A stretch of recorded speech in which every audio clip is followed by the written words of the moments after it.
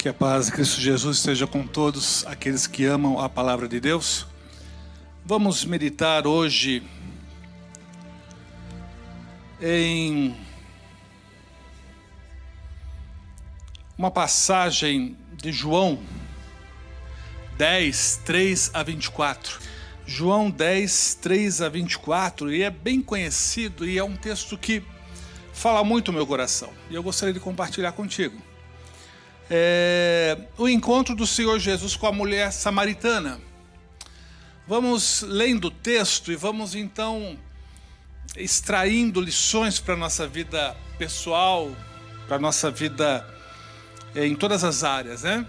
A palavra de Deus é assim, você examina o texto, você examina as palavras, os verbos, você procura entender o que significou aquele texto dentro do contexto inicial, os primeiros ouvintes, e a sua aplicação para nós hoje. É o que nós vamos fazendo, seria uma mensagem expositiva, tecnicamente falando, em que nós vamos lendo e comentando, extraindo verdades para a nossa vida, principalmente nossa vida espiritual e o nosso dia a dia, né?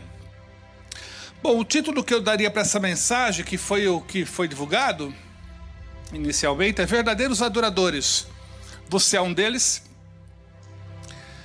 E o que podemos aprender nessa passagem do encontro da mulher, do Senhor Jesus com a mulher samaritana? Nós vamos dividir, para podermos estudar melhor, nós vamos dividir em duas partes essa passagem. Então, primeiramente, nós vamos estudar a primeira parte, que foi o encontro da mulher com o Senhor Jesus, do Senhor Jesus com aquela mulher. Então, vamos dizer assim, a primeira parte, essa mulher não conhecia Deus verdadeiramente, não era uma verdadeira adoradora, e que foi o encontro inicial. A segunda parte, essa mulher já demonstra completo desejo, vontade de ser uma verdadeira adoradora. Então, antes de ser adoradora e depois de assumir um compromisso em ser adoradora. Na primeira parte, o assunto principal é água. É água para tudo que é lado. Mas são três tipos de águas, como nós vamos ver. Então, o Senhor Jesus passa por, indo para Galileia, passa por Samaria, e ali encontra ao meio-dia essa mulher num poço e lhe pede água. E aí há uma conversa com ela. É interessante, né? Olha o versículo 4, você está com a sua Bíblia aí, versículo 3. Versículo 3, deixou a Judéia, o Senhor Jesus, né, deixou a Judéia, retirando-se outra vez para Galileia. Segundo Joséfo, da Judéia para Galileia são 3 dias de viagem, a pé, evidentemente. Mas os judeus evitavam passar por Samaria, eles contornavam Samaria, devido à hostilidade que havia entre judeus e samaritanos, uma hostilidade histórica, eu não vou entrar em detalhes aqui, mas eles não se davam bem. Então o versículo 3 diz o contexto, o Senhor Jesus estava indo para Galileia e passou por Samaria. O versículo 4 é que vai dizer isso, né? Era-lhe necessário atravessar a província de Samaria. Eu achei interessante essa expressão, era necessário. Por que era necessário? Porque Deus queria fazer uma obra naquela mulher. Deus queria fazer uma obra naquela cidade, mas a partir daquela mulher. Era necessário. Eu acho interessante nós meditarmos nisso. Aquele que serve a Deus, nem sempre o caminho é o mais fácil. Nem sempre o caminho é tranquilo. Mas é o caminho mais necessário que Deus pede para nós. Era necessário, era o caminho de Deus, e o Senhor e o Pai certamente orientou o Senhor Jesus, passe por Samaria, quero fazer uma obra ali, e o Pai deve ter explicado, através do Espírito Santo, é claro, toda a sequência, o que ia acontecer, e o Senhor Jesus, então, era necessário passar por ali. Então isso nos ensina que quem teme a Deus, nem sempre, repito, é o caminho mais fácil. Mas quem teme a Deus deve sempre buscar de Deus qual é o melhor caminho, qual o caminho necessário. E às vezes o caminho necessário é difícil, muito difícil. Abraão teve que deixar a sua cidade para uma terra que, depois eu te conto qual é a terra. Não sabia nem para onde ia, mas era necessário. Moisés passou 40 anos no deserto, aprendendo a ser um estadista no Egito, depois 40 anos a aprender a viver no deserto, e depois ele compreendeu que tudo aquilo era necessário. Jonas vai uma operação, vai anunciar a destruição de Nínive. É necessário você ir lá. E Jonas pegou um contorno, mas era necessário ir lá. E Deus, de uma forma intensa, conduziu Jonas a Nínive. Era necessário. Nem tudo pelo qual passamos é confortável. Mas se estamos na presença de Deus, é necessário. Em tudo dai graças, todas as coisas colaboram para o bem dos que amam a Deus. Muitos versículos entram na nossa mente mostrando que Deus está no controle. E estar no controle não significa o caminho mais fácil. Olhe para o Messias Jesus, era necessário. No Getsemane ele clamou: Pai, se há um plano B, se há uma outra forma de alcançar esse objetivo, me mostra. Se não há, seja feita a tua vontade. E o silêncio de Deus deixou bem claro: não há plano B. Você vai ter que passar por isso. E ele suando gotas de sangue, porque ele anteviu o que iria passar, mas era necessário. Então, irmãos, estar na direção de Deus é passar por circunstâncias, e Deus está no controle. Essa é a segurança do fiel. Deus está no controle. Descansa. Versículo 5. Chegou, pois, a uma cidade samaritana chamada Sicar, perto das terras que Jacó dera a seu filho José. Sicar, dizem os estudiosos, seria próximo ali de Siquém, que fica entre dois montes, o Gerizim e o Ebal.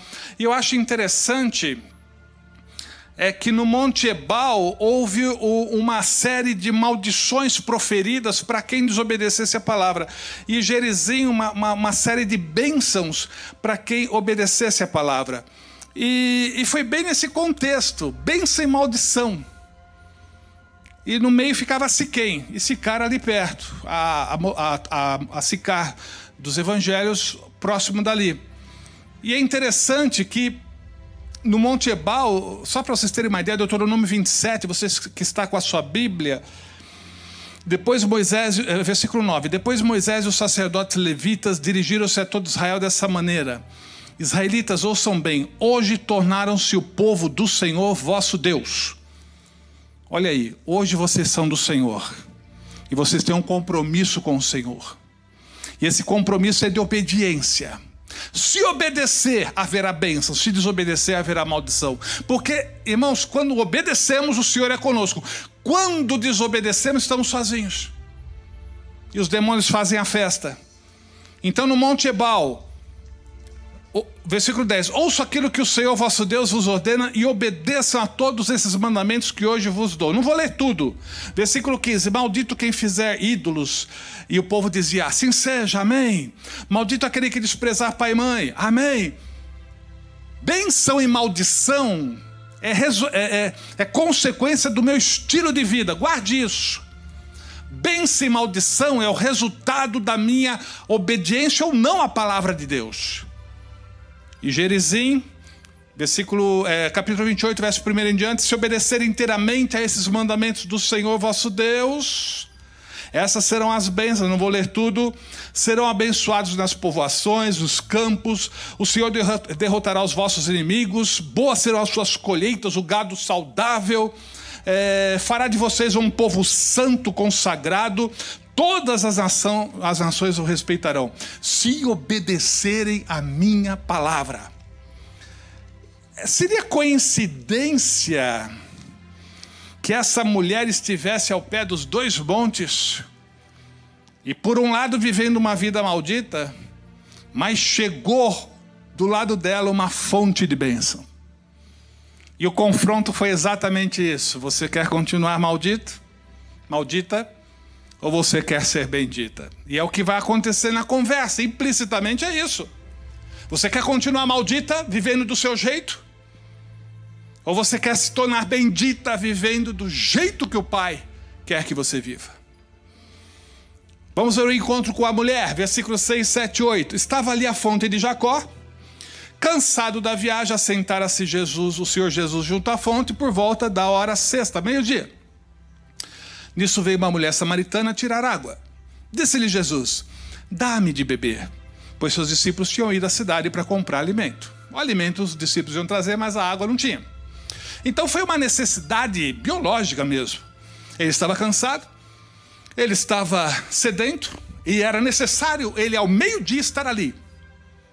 O Espírito Santo estava conduzindo o Senhor Jesus.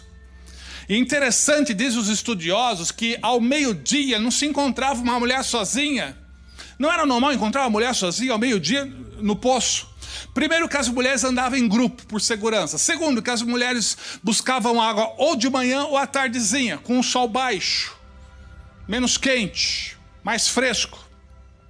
Mas essa mulher estava ao meio-dia. Isso reflete, depois a gente vai ver pelo contexto, que ela era repudiada pela cidade onde ela vivia. A sua vida imoral gerava repúdio. Ela era desprezada, atacada. E para não sofrer tanto constrangimento, junto com as outras mulheres, ela ia ao meio-dia, o pior horário do dia, sozinha, buscar água. Mas Deus tinha um plano na vida dela. E o Senhor Jesus estava lá. Era necessário. E ele disse: sim, Pai, vou. E eu disse que era uma conversa sobre águas. Temos a primeira água aí. É a água parada do poço. Então lhe disse a mulher samaritana: o assunto aqui é biológico mesmo, eu estou com sede. Mas é claro que o Senhor Jesus já viu o projeto de Deus na vida dela. E o Senhor já começa a entrar, falar de outras águas. Mas o início é a água H2O mesmo, do poço, água parada. Então lhe disse a mulher samaritana: como sendo tu judeu, pedes de beber a mim, que sou samaritana? Mulher, porque os judeus não se dão com os samaritanos. O Senhor Jesus venceu todos os preconceitos. Então falar com mulher, ele foi lá e falou. Não falar com uma samaritana, ele foi lá e falou. Não falar com uma mulher imoral, ele foi lá e falou. Porque ele lidava com todo tipo de gente. Quanto pior, mais próximo ele ficava. Não para participar do pecado dessa gente, mas para mudar a história da vida deles. E o Senhor Jesus estava junto com essa mulher para mudar a história da vida dela, como ele fez com inúmeras outras mulheres e homens nos evangelhos. Então, ele pediu água do poço. Agora vamos ver a segunda e a terceira água. Quando ele apresenta a segunda água, implicitamente já está a terceira água. Quer ver? Versículo 10. Replicou-lhe Jesus: se conheceras o dom de Deus e quem é o que te pede, dá-me de beber. Tu lhe pedirias, ele te daria água viva. O Senhor Jesus está dizendo: eu sou o caminho, eu sou a verdade, eu sou a vida. E se você quiser ter água viva, aleluia, me ouça. Seja minha discípula, seja minha seguidora. Viva o que eu estou falando. É água viva. Não é essa água parada, é uma fonte de água jorrando. A melhor água não é de um poço, a melhor água é de uma fonte jorrando. A água sai fresca e sai limpa lá de baixo. E o Senhor se comparou com uma água viva, uma água limpa, uma água fresca. E ele está, em outras palavras, confrontando com a terceira água. Esse estilo de vida que você está vivendo, em outras palavras, a gente vai perceber no contexto. Esse estilo de vida que você vive é água suja, é água envenenada, que mata. Aleluia. Se você continuar bebendo dessa água, você está morrendo. Que é água suja. Mas eu tenho água viva. Eu tenho água limpa. Se você continuar desobedecendo a palavra de Deus, é água suja, é uma vida maldita. Mas eu estou aqui, disse o Senhor, para trazer água pura, bênção para a sua vida, se obedecer o Senhor. É um confronto.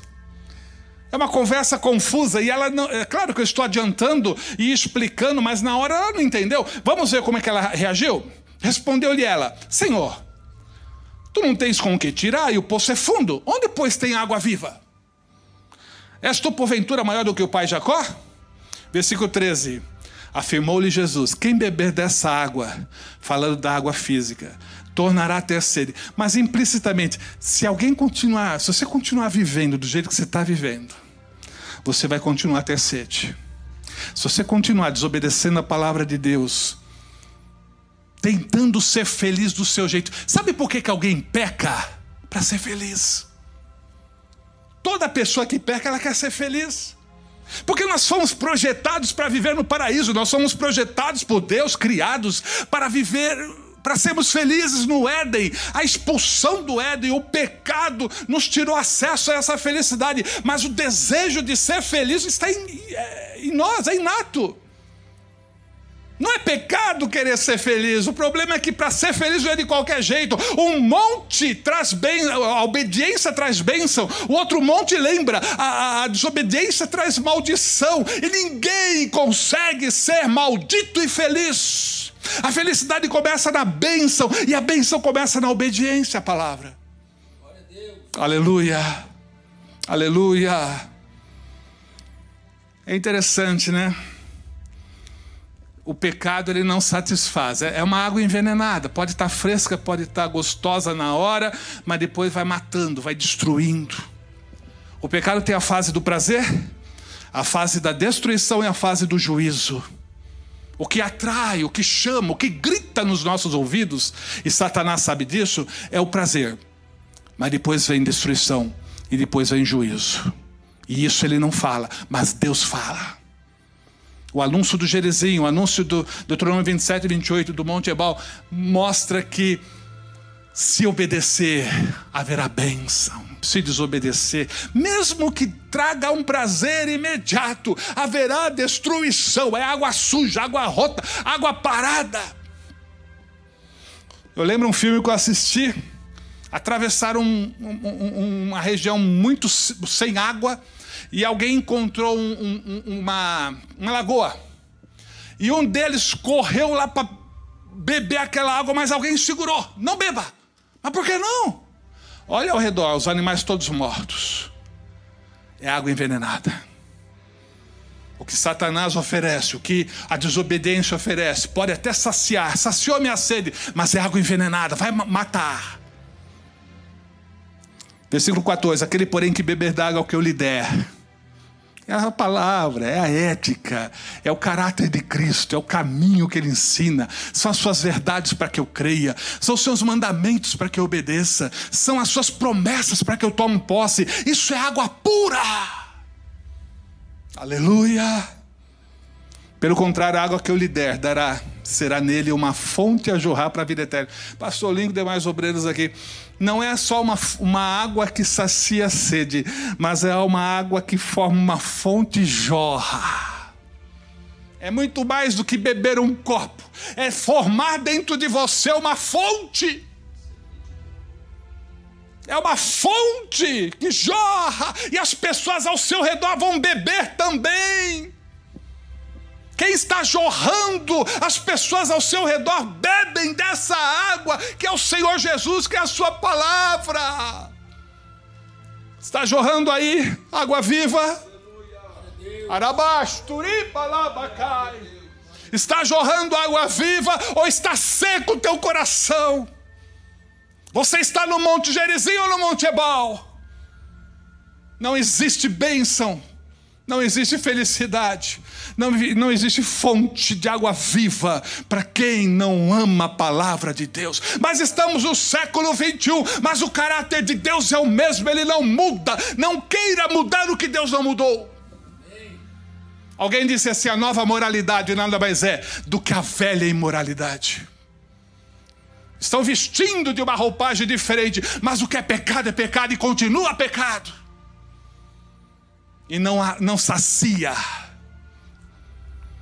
Pelo contrário, forma-se um abismo E quando a pessoa pensa que o abismo acabou, já tem um outro abismo na frente. E quando a pessoa pensa que não tem mais abismo, tem outro que se abre na frente. Um abismo puxando outro abismo. Porque não sacia.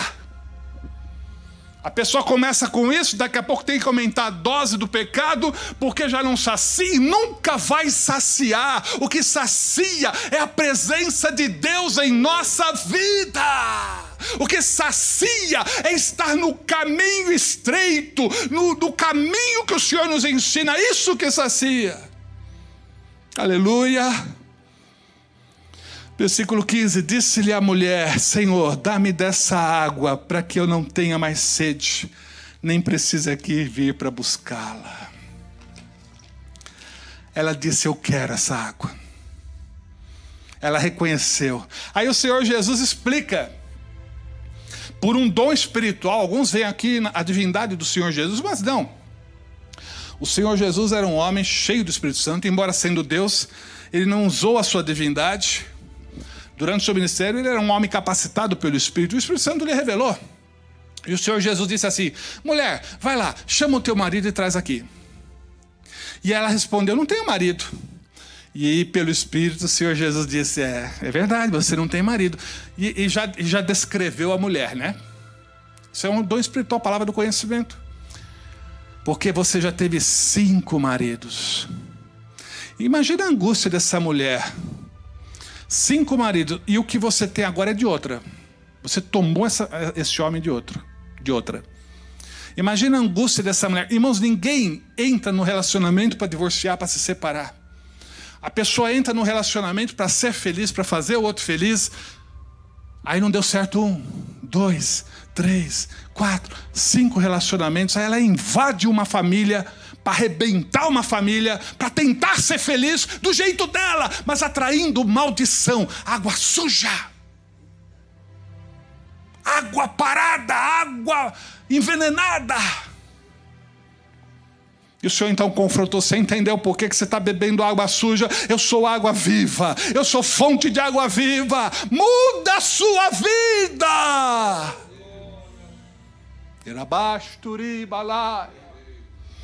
Irmãos, eu confesso a vocês que a palavra de Deus me surpreende a cada dia. E eu nunca entendi por que começou falando de água e termina com adoração. Não é, pastor Lee, pastor? É. Por que está falando de água e daqui a pouco fala de adoração? E eu já preguei várias vezes sobre isso, mas nunca consegui entender e ignorei essa minha dúvida. Você não pode pregar dúvidas, tem que pregar suas certezas. E as dúvidas você continua estudando. Mas de ontem para hoje, irmãos, aí ficou claro para mim.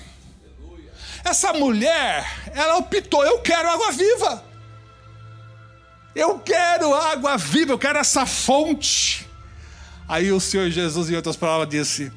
E ela começou a fazer perguntas sobre adoração, porque ela estava interessada. Ela decidiu a água viva, ela decidiu ser uma discípula de Cristo. Então ela começa a fazer pergunta, porque quem quer seguir ao Senhor deseja conhecê-lo.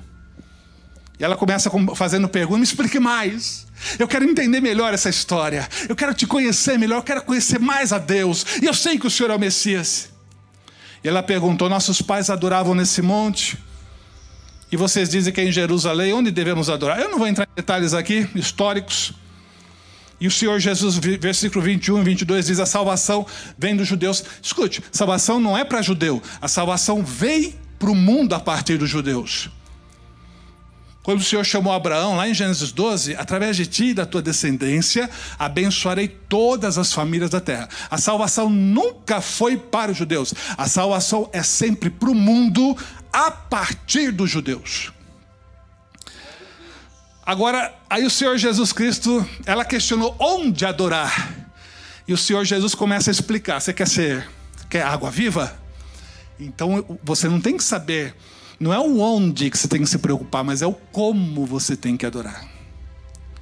Porque o onde está cheio de gente adorando, mas o como poucos sabem. Aleluia! Versículo 23, mas vem a hora e já chegou, em que os verdadeiros adoradores adorarão o Pai em espírito e verdade, porque são esses que o Pai procura para seus adoradores. Deus é espírito, e importa que os seus adoradores o adorem em espírito e em verdade. Olha que lindo isso. O que a gente aprende aqui? O que aprendemos sobre adoração aqui? Primeiro, não só aqui, mas na Bíblia. Porque, olha que lindo. O Senhor procura verdadeiros adoradores, e importa que o adore em espírito e em verdade. Eu vou apresentar agora 3 pontos sobre adoração, e vamos aprender um pouco mais sobre esse tema. O que aprendemos sobre adoração? Primeiro, adoração na Bíblia não é um pedido, é uma exigência divina. Interessante, né? Êxodo 25. Falando das imagens, né? Não as adorarás, nem lhes darás culto, porque sou o Senhor teu Deus, Deus zeloso, que visita a iniquidade. Não adorarás as imagens ou qualquer outra coisa, qualquer outra pessoa.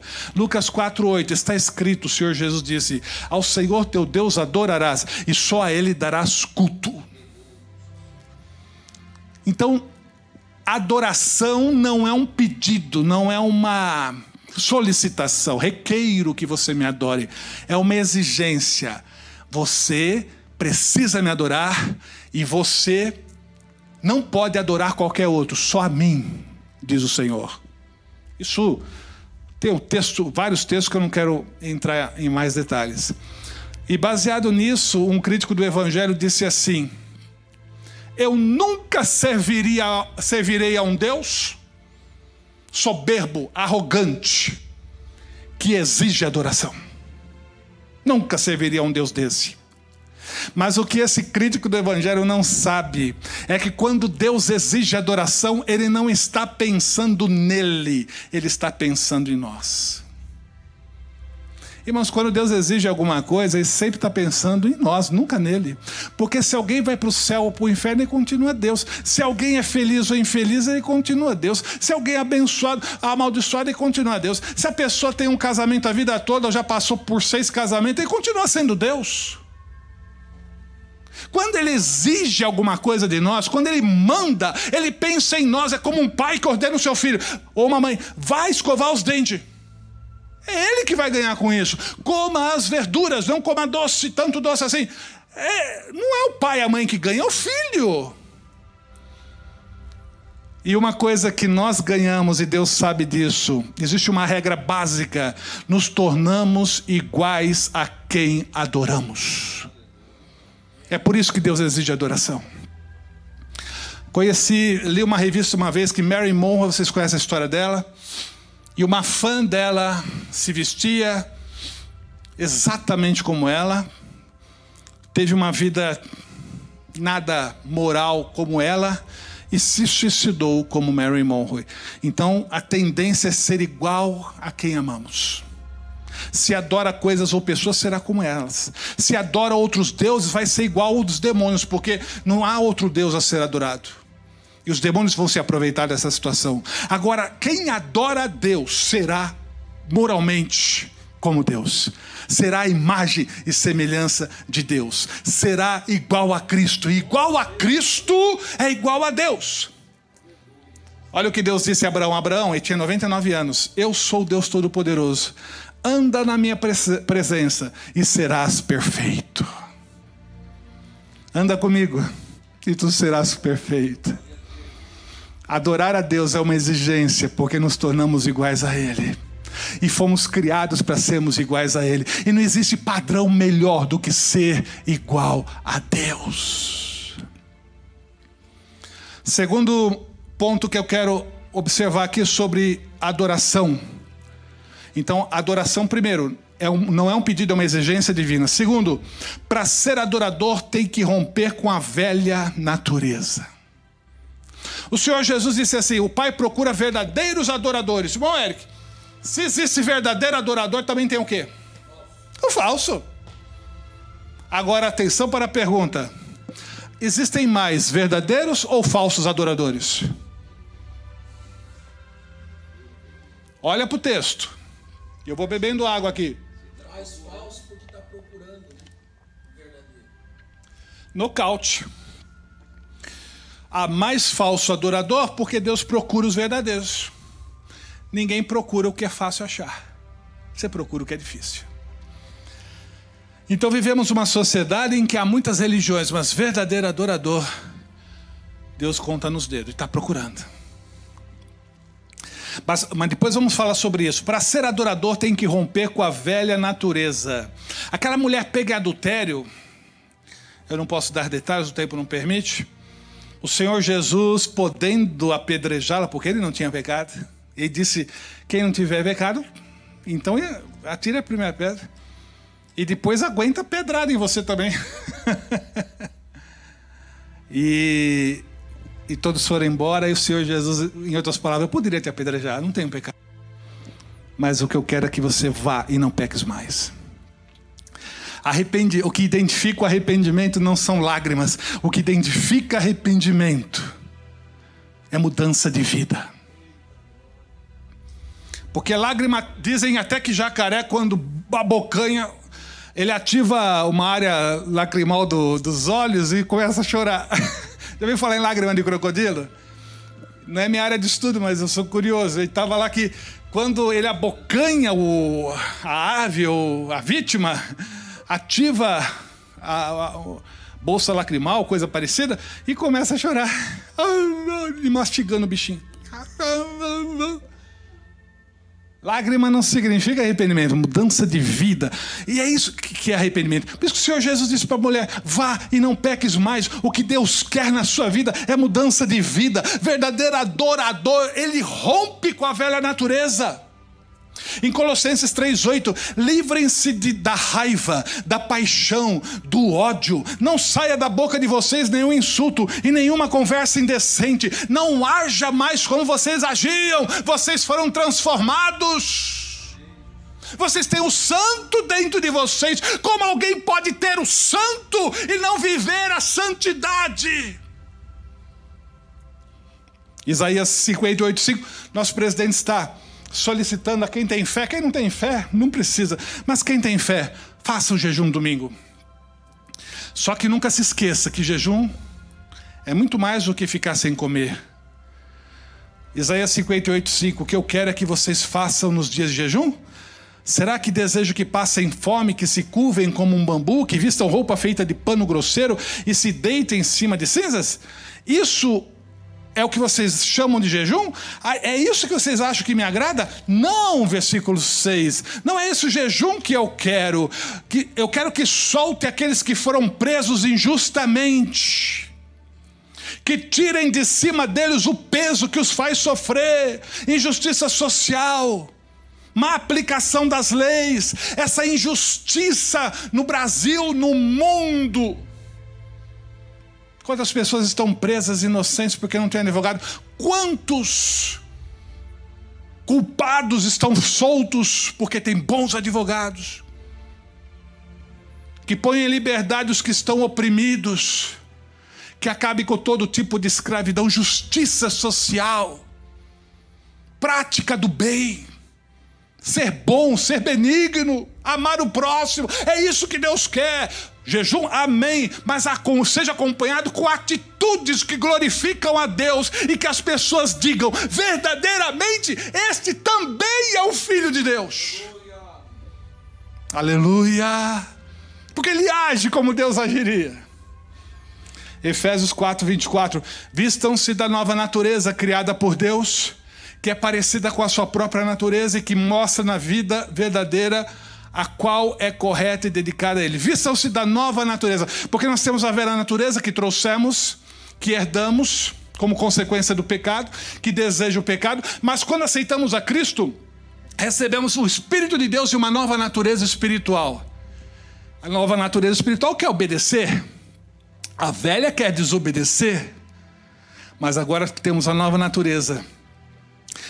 Haja segundo essa nova natureza. Aleluia. Não siga os desejos da carne.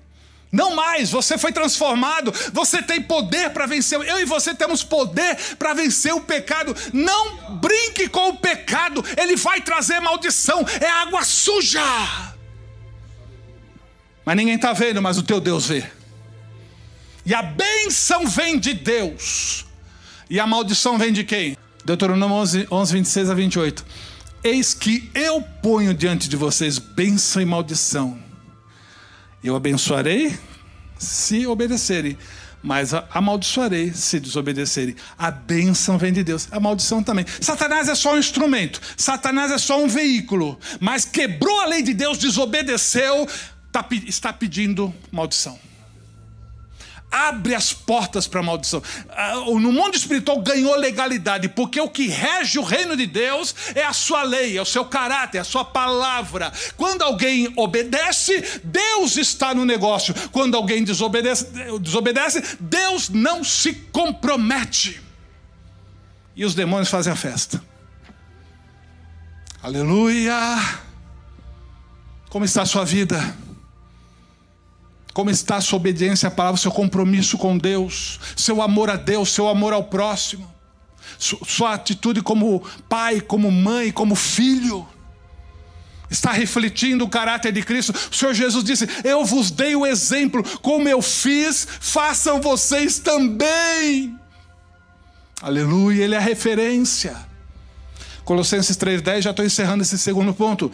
E se vistam com a nova natureza. Essa nova natureza é a nova pessoa que Deus, o seu Criador, está sempre renovando para que ela se torne parecida com Ele. Então a nova natureza que Deus colocou dentro de nós, que aceitamos a Cristo, ela nos torna iguais a Deus, como no início. Adão foi criado para ser igual a Deus, no caráter, claro. E a nova natureza que ganhamos com a salvação, ela nos torna iguais a Deus. Então não lute contra isso, para que águas puras jorrem, continuem jorrando. Tem gente que está nos ouvindo, nos assistindo e vive do passado. Antes jorrava água, agora não jorra mais nada. Hoje é noite de conserto, em nome de Jesus. Não viva do passado. Arabasturibalai. Porque o que Deus quer é que você vá para o céu. Primeiro, qualidade de vida aqui. Segundo, você vá para o céu. E Deus vai mover céus e terra para que você não vá para o inferno. Mas a escolha é sua. O filho pródigo, ele precisa decidir. O fazendeiro não foi buscar o seu filho, ele precisa decidir. Nós decidimos nos afastar de Deus, nós temos que decidir voltar para Deus. E por fim, o que aprendemos sobre adoração? Terceiro ponto. Deus procura verdadeiros adoradores. Mas vem a hora e já chegou em que os verdadeiros adoradores adorarão o Pai em espírito e em verdade, porque são esses que o Pai procura para seus adoradores. E nós já vimos aqui, né, que ou é verdadeiro ou é falso. Você que está me ouvindo, ou você é um verdadeiro adorador ou é falso. No meio não existe. Ou é verdadeiro ou é falso. Ou é abençoado ou é amaldiçoado. Ou é bendito ou é maldito. Não há meio termo. Ele é quase é maldito ainda. Ou é ou não é. O Senhor Jesus diz: quem não ajunta comigo, espalha. Ou é ou não é. Ou é por mim ou é contra mim. Por que Deus procura? Vocês já pararam para pensar nisso? Deus procura verdadeiros adoradores. Ele não precisa. No plano da redenção, Deus nos incumbiu da missio Dei, da missão divina. A missão de Deus é salvar o mundo, é resgatar o mundo, reconciliar o mundo consigo, e a igreja faz parte dessa missão. Então, dentro do projeto dele, ele precisa de nós para realizarmos a missão dele. Mas não é uma necessidade do seu ser, é uma necessidade do projeto que ele fez. Mas por que ele procura verdadeiros adoradores? Ele não precisa, porque ele é Deus. Deus não pode ser melhorado, Deus nunca vai piorar. Ele não precisa. Por que ele procura? Já pararam para pensar nisso? Ele não procura pensando nele. Ele procura pensando em nós. E ele fica olhando onde é que está o verdadeiro adorador. E ele vai atrás, como ele foi atrás de você. Era necessário passar por Samaria, porque o Senhor busca verdadeiros adoradores, e o Senhor viu naquela mulher uma verdadeira adoradora. E prova disso que ela se interessou, e prova disso que ela se converteu, e prova disso que ela trouxe a cidade para ouvir o Senhor. Deus procura e Deus vai atrás. Você aceitou a Cristo porque primeiro Ele te amou e te procurou. Aquela pessoa que pregou o Evangelho foi o teu Pai Celestial que colocou na tua frente. Aquele versículo que você leu foi o Pai Celestial que falou contigo. Aquela voz que você ouviu foi o Deus que te procura. Aleluia. Por que Ele procura? Ele procura primeiro para abençoar os verdadeiros adoradores. O verdadeiro adorador, ele está sentado sobre o monte obedecendo e atraindo as bênçãos divinas sobre ele. Ele procura os verdadeiros para dar vitória, os verdadeiros adoradores para dar vitória. Muitas são as aflições do justo, diz o salmista, mas o Senhor o livra de todas. Aflição do justo vai ter, mas eu nunca vi o justo ser abandonado. Eu nunca vi um verdadeiro adorador prostrado e derrotado. Eu nunca vi. Perguntei isso para o pastor Juarez outro dia, 60 e poucos anos de fé. Pastor, já viu um fiel ser derrotado? Passar problema já vi um monte, eu sou um. Mas ser derrotado, ele bradou jamais. Aleluia! Aleluia! Nunca vimos o justo desamparado, nem a sua descendência mendigar o pão, porque Deus tem um compromisso com quem lhe obedece. Se você tem um compromisso com Deus, Deus tem um compromisso contigo. Ah, mas se eu não tenho compromisso com Deus, trate de ter. Porque Deus vai ter um compromisso contigo a partir do momento que você tem um compromisso com Ele. Vós sereis meu povo e eu serei o vosso Deus. Mas a decisão começa conosco. Ele procura, mas tem que decidir. Você deixa eu agir na sua vida, agora eu tenho um compromisso contigo. 2 Crônicas 15:2 fala sobre isso. Não vou ler não. Por que Deus procura verdadeiros adoradores? Para te tornar feliz. Todo mundo quer ser feliz. Fomos criados para sermos felizes. Fomos criados para viver no Éden. Passarinho voando.